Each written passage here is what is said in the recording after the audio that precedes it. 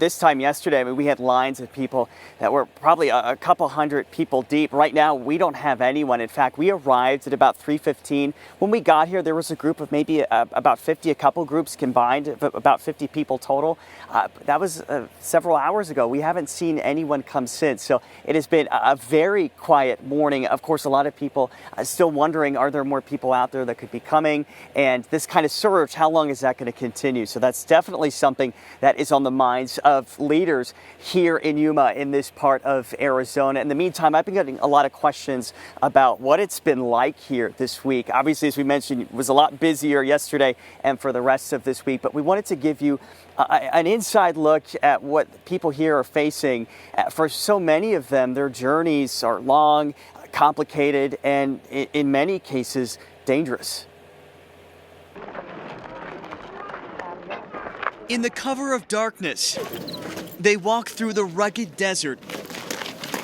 Step by step, they get closer to their goal. But once these migrants arrive on the U.S. side of this border fence to formally request asylum, they soon realize the journey is just beginning. Many with stories so horrible you almost can't believe them until you see the pain in their eyes, like Dilma and her daughter, who are coming from Colombia. Porque en Colombia me han matado 7 hermanos. Dilma tells me a group killed 7 of her brothers, one of them murdered right in front of her.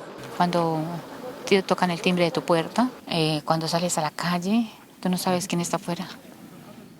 So Dilma tells me that ever since her 7 brothers were killed, she doesn't know what's going to happen to her. She's worried the same thing could happen, actually. She says every time somebody knocks at the door, every time she leaves the house, she's worried that she and her daughter could meet the same fate. Many of these migrants share stories of violence, extreme poverty, desperation.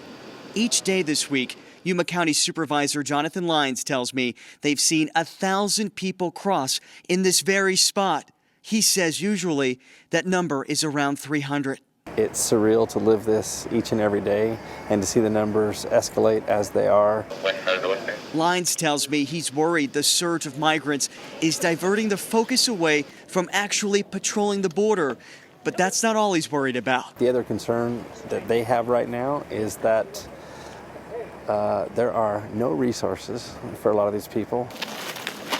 As the morning passes, more migrants enter this holding area, Families, solo, where they're processed before heading to the Border Patrol station for background checks. We spot this young boy in a wheelchair getting pushed through, his family just finishing their trek through the desert. As dawn breaks, the line only gets longer. Agua. We're good? Okay, agua. These people are greeted with a bottle of water, something to eat, De nada. and a friendly face. I see the need, I see the suffering, I see the hope. And hope is the key ingredient Fernie Quiros and his nonprofit Arizona California Humanitarian Coalition are providing. Fernie tells me it's a mission that's deeply personal. I'm a son of migrants. My mother came to this country for one reason alone, to give me a better way of life. I've been the ability to chase my dreams, really live the American dream. Who am I to judge these individuals seeking that same dream?